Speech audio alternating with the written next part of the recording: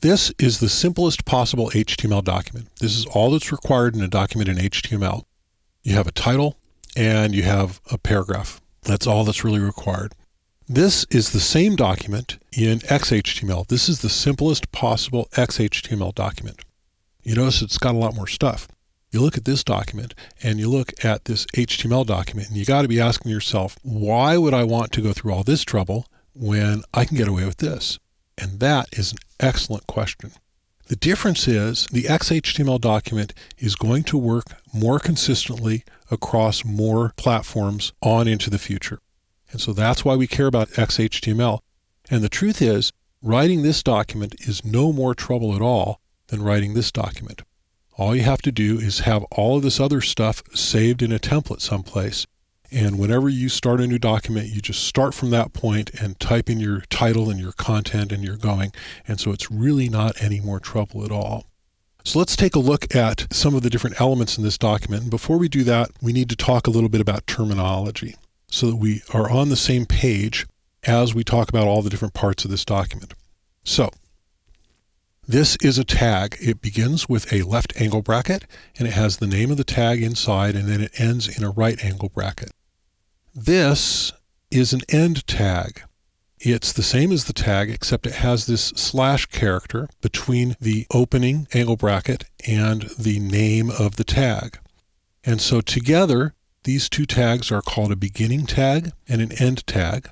And inside they have the content of the element. So all together with the begin tag and the end tag and the content, it's called an element.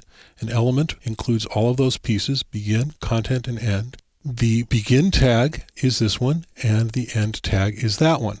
Okay? So this is a title tag. Here's the head tag, and you'll notice that the head tag contains the title tag.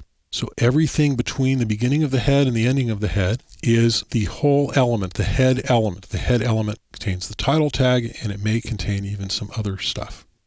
This is the body tag, and the body element contains the body of the document, including, this paragraph and whatever else that you might want to put in there. And then there's the HTML element, which contains all of it. It goes all the way up here, actually, doesn't it? Yeah. So that's tag. And that's element. A container is a type of a tag that has content. The P element is a container. It has content. We might have another element that doesn't have content, like the horizontal rule, HR. And there's a HR tag that does not have content. It stands alone by itself. Now in XHTML, a standalone tag that does not have content must have this little slash before the closing angle bracket. The reason for that is that in XHTML, all tags must be terminated. So when you have a container, it's easy. You have an end tag that terminates the element. If you don't have a container, if you have just a standalone tag, then it must have this little shorthand for closing. It would be just as legal to write it this way, but nobody does.